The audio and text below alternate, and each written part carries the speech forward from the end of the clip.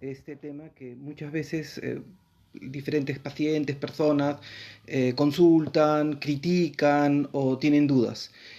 Lamentablemente la aparición de los virus de transmisión de alta nivel de contagiosidad como es el COVID-19 han trastocado por completo muchos de los conocimientos que nosotros tenemos acerca de las medidas de higiene o de las formas que nosotros podemos prevenir la forma que este virus y este germen se contagie entre las personas. Lamentablemente, el hecho de la presentación de esta pandemia que se ha generalizado en los 5 continentes de nuestro planeta nos ha encontrado con muchas veces miedo y desconocimiento. Lo que sabemos y hemos aprendido es hecho en base a experiencias sobre anteriores infecciones que se han presentado, como puede ser el SARS-CoV que se presentó en Corea o el virus MERS que se presentó en el Medio Oriente. Y además de la gran cantidad de artículos que nos han hecho llegar los países que ya han estado anteriormente o ya han pasado las etapas previas a las que nosotros estamos pasando. Y lo que nosotros debemos y tenemos que concluir que el conocimiento es la base en la que nosotros tenemos que fijar y orientar nuestro comportamiento. El hecho de que este virus, que es un virus RNA pequeño, de una gran transmisibilidad, que tiene una gran afinidad o predisposición a unirse a las mucosas, es decir, a la boca, a los ojos, a las manos de las personas, hace que sea este virus muy contagioso y en determinados grupos de personas su infectividad causa y puede tener mortalidad alta, como son en las personas que tienen enfermedades cardíacas, enfermedades endocrinológicas, neoplasias y enfermedades pulmonares crónicas. Es por eso y es muy importante el hecho de que tenemos que interiorizar y tenemos que poner en práctica las medidas de aislamiento social que ha dado en un principio la Organización Mundial de la Salud y que nuestro gobierno está intentando no es una tontería, no es un juego, está en juego, por decirlo mismo, repetirlo, la vida de muchas, de cientos de miles de personas en nuestro país. No es un juego. Esto, lamentablemente, por algunas personas en otros países fue tomado como unas vacaciones, como un puente de, de de juego, una forma de descansar, y si no se han hecho las cosas de forma adecuada, lamentablemente estos países que son lo que vemos por televisión han tenido y tienen más de 600 muertos por día como ha tenido hoy día Italia. Eh, esta conferencia o esta transmisión tiene por objeto recalcar, reincidir, insistir en algo que es muy simple, que necesitamos todos, absolutamente todos, desde la persona con mayor cultura hasta la persona con menor nivel de instrucción, que la única forma de protegernos es mediante el aislamiento social. La cuarentena que ha planteado el gobierno de 14 días es una medida adecuada, sabia, que tiene una indicación y ha tenido un éxito en otros países. Debemos ser disciplinados, no podemos ser desordenados. El problema de nuestro país es muchas veces el sacar la vuelta a las cosas, en plantear una forma de salir por otro lado o una excusa falsa. Necesitamos ser unidos y necesitamos ser respetuosos de lo que las personas que saben nos indican.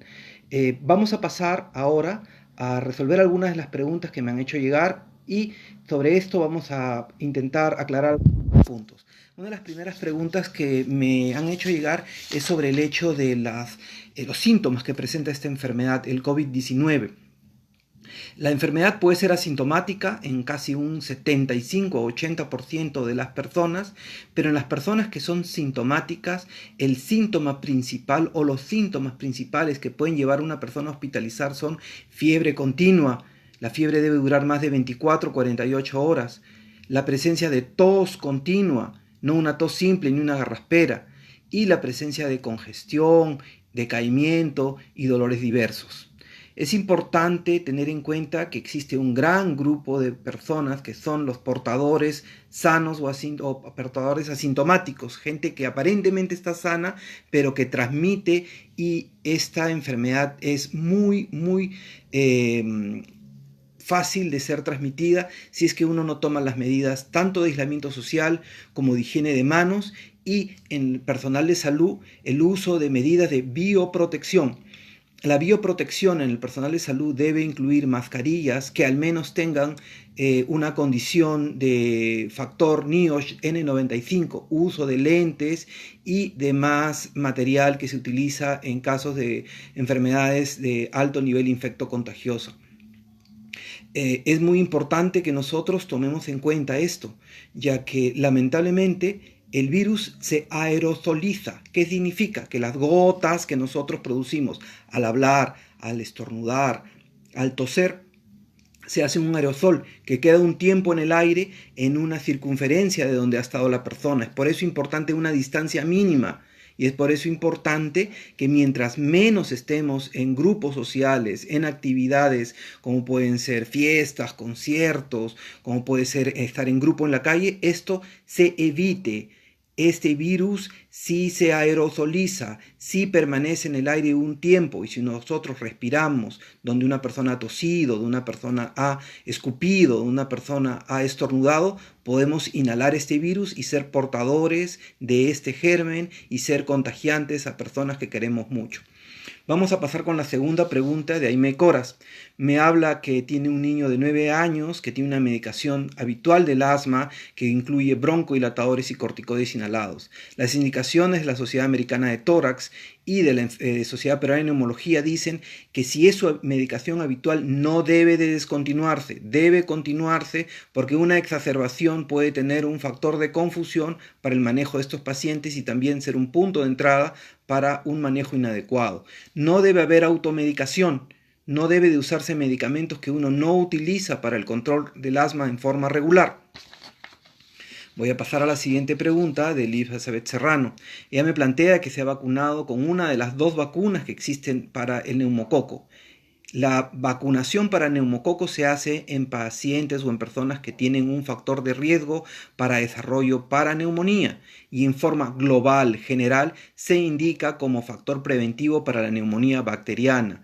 Lamentablemente esto no previene la infección por el COVID-19, pero podría prevenir formas más agresivas. Es por eso que el Ministerio de Salud ha hecho, junto con otros sectores, la intención de vacunar a gran cantidad de la población.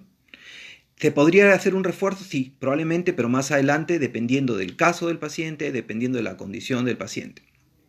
Tengo otra pregunta muy interesante de Liz Farías, que está embarazada, tiene 32 años, es asmática y me pregunta 2 cosas. La primera, si se puede vacunar con la vacuna de neumococo. Sí, sí se puede vacunar. Y la segunda, que si de por sí su embarazo tiene un riesgo porque no lleve sus controles prenatales.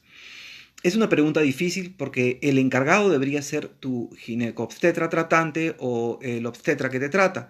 Pero en términos generales, si tu embarazo está bien llevado, no tienes ningún signo de peligro, ábrese de contracciones prematuras, pérdida de líquido amniótico o fiebre, no debería ser un factor de riesgo.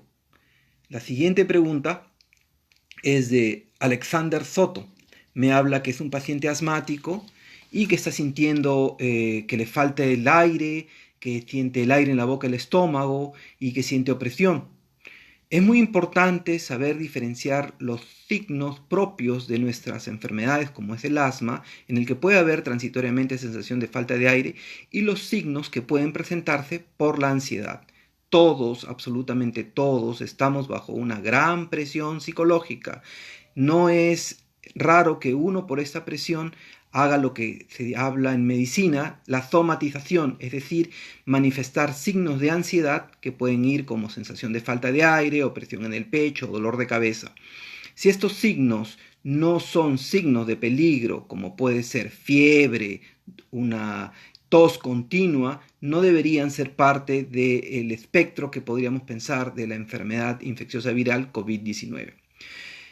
Tengo una pregunta adicional, como habla si las personas con asma tienen un mayor riesgo en el contagio. Todos tenemos riesgos de contagiarse, pero la expresión de la agresividad del virus va a depender, como hemos dicho, de las enfermedades que uno tiene. Si uno tiene un asma intermitente, un asma que tiene poco requerimiento de medicación, el riesgo debe ser bajo, pero si es un asma muy severo que necesita uso de muchos corticoides, el riesgo probablemente sea mayor. Esto se extrapola de otros tipos de enfermedades como es el enfisema pulmonar, la fibrosis pulmonar, las bronquiectasias severas. Todas estas enfermedades son enfermedades pulmonares crónicas y en las cuales nosotros tenemos que tener mucho cuidado, y es por eso importante que se haga el seguimiento de los signos. Me preguntan acá sobre la temperatura. Una persona que hizo 37.5, le bajó a 37 tomando Panadol, sí, puede usarlo. Los sintomáticos están indicados a primacía del paracetamol. Si uno tiene fiebre, debe tomarse y ver si estos signos de peligro se asocian con otras cosas, como la persistencia de la fiebre y la presencia de tos continua y la sensación de falta de aire. Me preguntan si a los 70 años es momento de vacunar. Va a depender de varios factores. Lo primero, no exponerse, no salir de su casa. Si llega el ministerio o hay una facilidad de vacunarse, pueden vacunarse. Si no, no salgan. De preferencia, no copar los centros de salud, los establecimientos de salud, salvo que sea absolutamente necesario. Me pregunta otra persona si los síntomas del COVID-19 son concurrentes o pueden aparecer de manera aislada. Comúnmente la fiebre se acompaña a la tos. La fiebre se presenta como primer signo cardinal junto con el dolor de cabeza y paulatinamente dentro de las 24 o 48 horas se van sumando los síntomas de disnea. En los pacientes que tienen la disnea es la falta de aire, la sensación de no poder respirar. Estos dos síntomas son síntomas de peligro. Si más de 24 o 48 horas no ceden con sintomáticos, deben consultar a algún facultativo o llamar a los teléfonos que el Ministerio de Salud y las clínicas tienen para poder ayudarlos y orientarlos. Una persona que se ha recuperado de tuberculosis, el efecto de contagio puede ser más agresivo. Si tiene alguna enfermedad pulmonar crónica como tal o alguna secuela pulmonar, tiene más riesgo de desarrollar un COVID de forma más agresiva. Si me recomienda vacunar a una persona más de 70 años, sí está dentro de una de las indicaciones, pero tiene otros factores también a tomar en cuenta. Me dice que si tiene picor de garganta o ardor de garganta. Esa es una pregunta muy interesante. El ardor de garganta o el dolor de garganta no es un signo principal en el COVID. Puede presentarse, pero en mucho menor frecuencia. No es que no se presente, pero no es el síntoma principal. Los dos síntomas a tener en cuenta es fiebre, falta de aire, tos continua y sensación de falta de aire, como dije en un principio. Me dice si es asmático, más de 42 años, ¿podría vacunarse? Sí, podría vacunarse, pero lo principal ahorita, más que salir corriendo a vacunarse, es mantener el aislamiento social. Me preguntan qué secuelas existen. La mayor parte de estudios que tenemos son extrapolaciones de los otros dos infecciones epidémicas, no pandémicas, que se han presentado. Tanto el MERS como el SARS. Tanto el MERS como el SARS dejaron en un grupo pequeño trastornos asociados a la alteración de la injuria pulmonar que produce este germen, este virus, que es el distrés respiratorio. Ese distrés respiratorio en el paciente que es sometido a ventilación mecánica puede desarrollar a un mediano y a un largo plazo trastornos ventilatorios restrictivos, pero esto no se da en todos los pacientes. Hay que tener en cuenta que hay diferentes factores. Me preguntan si en la clínica hay casos. Públicamente se conoce que hay casos, yo no puedo negarlo, pero tampoco puedo dar cifras ni datos. Existe un grupo de especialistas del que formo parte, que es el Servicio de Neumología, del que formamos parte nosotros también de toda la clínica, y existe un comité de evaluación, tratamiento y manejo de estos pacientes, donde el primer grupo que está siendo evaluado es a través de la emergencia. Luego de esto se valora si el paciente debe ser transferido a una unidad de cuidados intensivos o una hospitalización general. La indicación del gobierno es que a un mediano o corto plazo estos pacientes deben pasar a un centro general, pero hasta ahora no hemos recibido la noticia oficial del gobierno. En el caso de personas que sufren de sinusitis, la falta de aire es común, ¿cómo la diferencio? Las personas que tienen sinusitis comúnmente tienen congestión nasal, tos, pero no deben de tener fiebre recurrente, no deben tener sensación de falta de aire continua. Si tienen fiebre, sensación de falta de aire continua que dura más de 24 horas, deben consultar con un facultativo o con los teléfonos que tienen a su alcance. Los síntomas, ¿cuándo se presentan? Luego de la infección hay un rango que va entre 5 hasta 14 días. Estos datos sí son ya publicados por la experiencia china. Por eso es que se habla de por lo menos 14 días de cuarentena. Por favor, hagan caso, quédense en su casa, no salgan y si tienen que salir, tomen todas las medidas del caso para un aislamiento social adecuado. Mis hijos son asmáticos, debo darle prednisona. No deben usar corticoides por vía oral, salvo que tengan una indicación clara por su médico tratante. El corticoide es un medicamento inmunosupresor, no deben automedicarse. Presenta tos y garraspera en medio del pecho. Si no tiene fiebre y la tos es muy ocasional, no deben pensar que están desarrollando una forma severa. Sí deben autoaislarse, control de temperatura, control de frecuencia respiratoria si le saben contar. Esto es muy importante. Las mascarillas del 95 en abril, bueno, las mascarillas del 95 sí tienen un lugar, son importantes para el personal médico, no las agoten, necesitamos mascarillas N95 en todos los hospitales, eso es un llamado a la cordura de la gente. Si le ve la garganta y suda mucho por las noches, mientras no haya fiebre no hay problema, el dolor de garganta no es un síntoma principal, es un síntoma secundario. Me está mirando mi familia. Saludos. Estamos ya 15 minutos. ¿Es contraproducente vacunarse contra el neumococo? La vacunación de neumococo tiene una indicación clara. Esta debe ser revisada por un personal de salud. Tiene que ver con edad, con comorbilidad y otros factores asociados. Como cualquier vacuna puede producir eventos o situaciones transitorias, como puede ser una fiebre transitoria, dolor en la zona de vacunación y hasta algunos síntomas respiratorios. Por eso es importante tener en cuenta que la vacuna solo debe ser aplicada a las personas que tienen un factor de riesgo catalogado por personal de salud. Un niño que sufre con broncoespasmos y no sale de la casa y alérgico al ibuprofeno y metamizol. Bueno, el paracetamol, tengo que hablarlo, no es cuestión de publicidad, es un buen medicamento para bajar la temperatura y debe ser quizás lo primero que debemos utilizar si es que hay fiebre. El salbutamol es un medicamento broncohilatador y debe ser indicado cuando el paciente así lo requiere. Una persona me pregunta si es diabética, pero cuando le pusimos le cayó mal el neumococo, dice, la influenza. Son medicamentos, son vacunaciones diferentes, influenza y neumococo. Tanto la vacuna de influenza como neumococo son aplicaciones de gérmenes atenuados o partes del gérmenes atenuados que desarrollan nuestra memoria inmunológica. Son vacunas diferentes, pero hay que tener en cuenta si ha habido una reacción previa. Hay que comunicarle al personal de salud para que esta persona que le aplique tome las medidas del caso para ver cómo se aplica, dónde se aplica y hacer un seguimiento.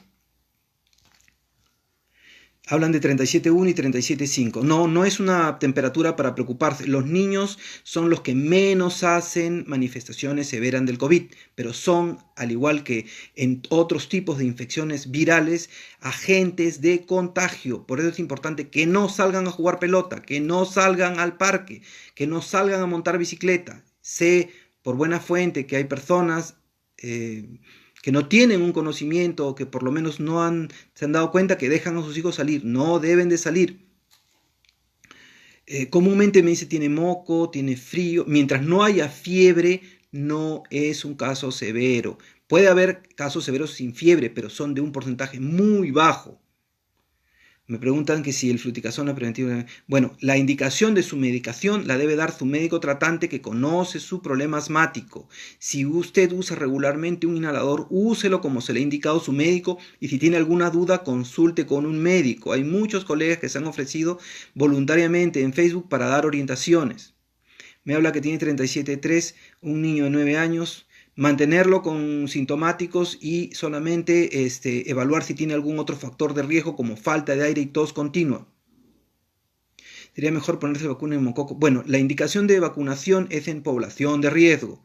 No salgan de su casa salvo que haya una indicación para salir de su casa. No salgan a vacunarse salvo que haya una indicación.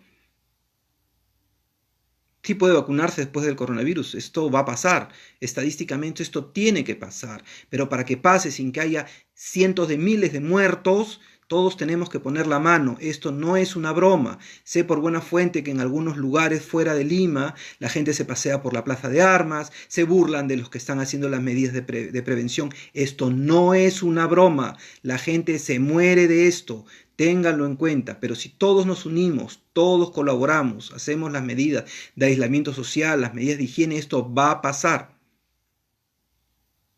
Si una persona menos de 60 años se puede vacunar, dependerá si tiene un factor de riesgo, si es una paciente asmática, si es una paciente diabética, si es una paciente con hipotiroidismo, depende de los factores. No todos deben vacunarse. La vacunación es buena, pero debe darse a discreción para quien lo necesite. Me habla de su hijo que tiene paladar hendido, es alérgico, está que tose y está dando eritromicina. Bueno, son raras las personas de menos de 40 años que han tenido una complicación. Es importante el control de temperatura. El control de temperatura y la sensación de falta de aire son los síntomas principales junto con el dolor de cabeza y la astenia o decaimiento. Síntomas adicionales en pacientes diabéticos. Los dos o los principales síntomas es fiebre continua, sensación de falta de aire, tos recurrente. No produce flema regularmente, puede producir congestión de la nariz, puede producir conjuntivitis, se puede poner el ojo rojo porque es un virus que ataca las mucosas, pero no es un virus que produzca broncorrea purulenta, eso es otra cosa. 37,5 está en el límite, con dolor de garganta no necesariamente puede ser el COVID, tomarse la temperatura cada 4, cada 6 horas y determinar si tiene tos recurrente. Tos recurrente no es una tosecita, es una tos continua que no para en el tiempo. Si tuvo un momento tos y aceleración del corazón, si solamente es una vez, es un episodio transitorio y no tiene una importancia trascendente. Fiebre, bueno, en la fiebre hay una discusión, voy a ser bien claro. El Ministerio de Salud habla por encima de 38 y los chinos hablan por encima de 37,5. Probablemente sea que los chinos toman la temperatura con el termómetro de frente y el Ministerio lo está usando por las formas que nosotros regularmente conocemos. Por eso es la diferencia de medio grado. Loratadina y naproxeno. La loratadina es un antihistamínico y el naproxeno es un antiinflamatorio. Estos medicamentos deben darse bajo indicación médica. Si tienes ya indicación médica, puedes usarlo. Hay una gran discusión sobre el uso de antiinflamatorios no esteroideos, donde está el ibuprofeno, el naproxeno, el diclofenaco, medicamentos para el dolor. Hay teorías que plantean que podría estos ser un factor de exacerbación, pero la OPS y algunas sociedades han dicho que esto no está probado. Por lo menos del conocimiento que se tiene de las otras dos epidemias, tanto el SARS como el MERS, no ha habido una relación. Dice que ha tenido radioterapia, dolor de cabeza, espalda, falta de aire, tuvo fiebre, está 4 días. Bueno, ahí sí tendría usted que comunicarse con su médico tratante si es un paciente con problemas neoplásicos para que indique los exámenes que pueda tomarse o la necesidad de tomar algún examen adicional.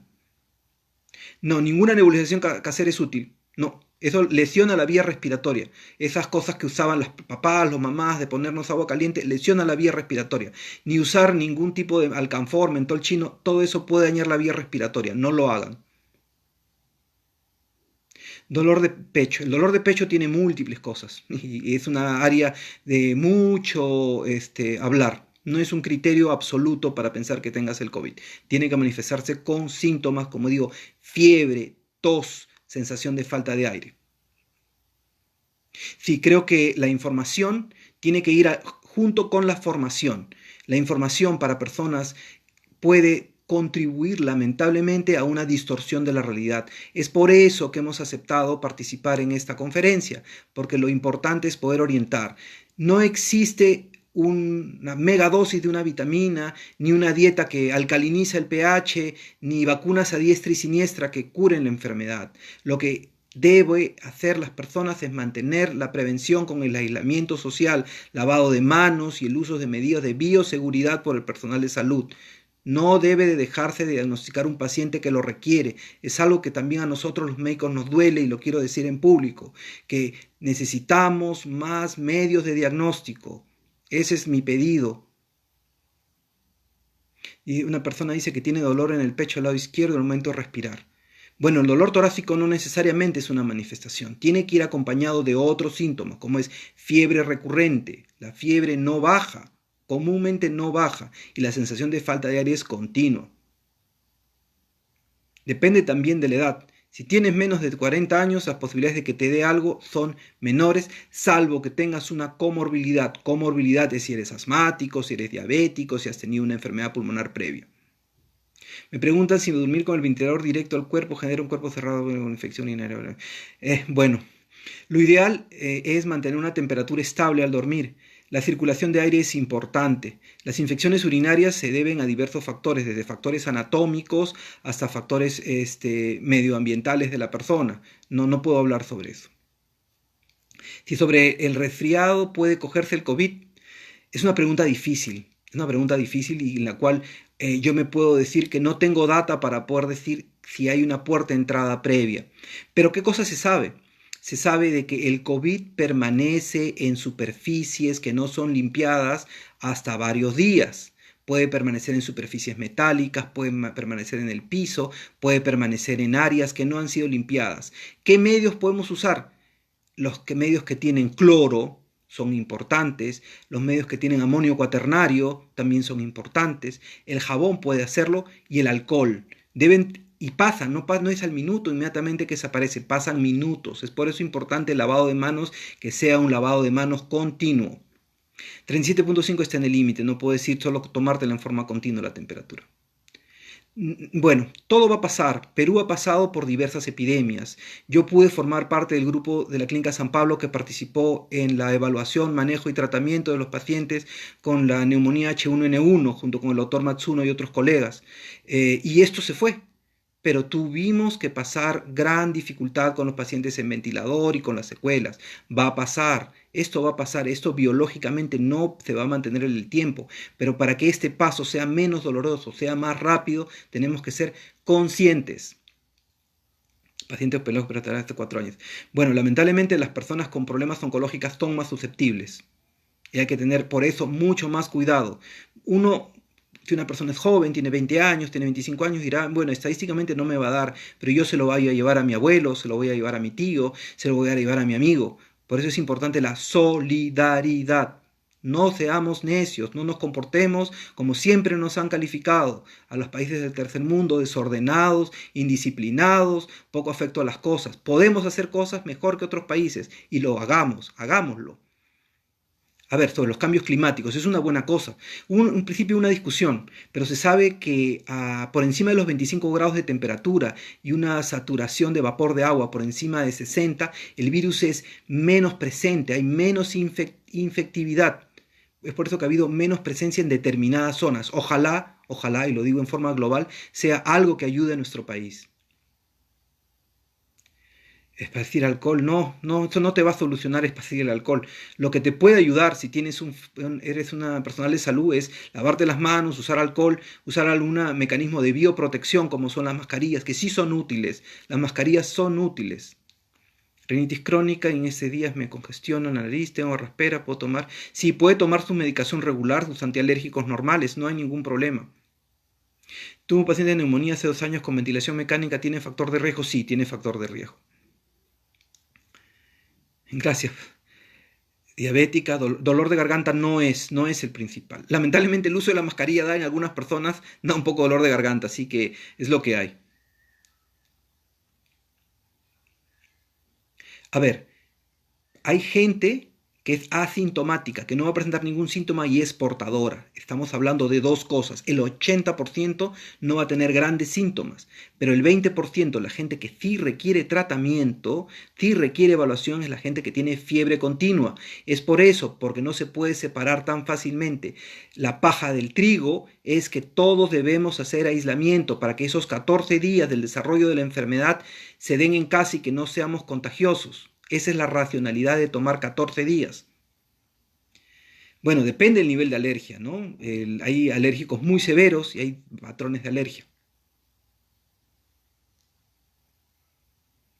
Bueno, quiero agradecer la oportunidad de poder comunicar lo que en mi sano juicio y en mi entendimiento y mi experiencia he podido darles. Me avisan ya de la clínica que es tiempo de finalizar. Agradezco al sistema de promoción de la clínica y a los colegas que trabajan conmigo, porque lo que yo digo no es a mi nombre, es a nombre del Servicio de Neumología. Somos un grupo de neumólogos que trabajamos, leemos, hemos investigado y tratamos pacientes. Lo que estamos conversando es nuestra experiencia, no son cosas que hemos inventado ni hemos leído. Muchas gracias por su atención. Nos estamos comunicando en otro momento. Hasta luego.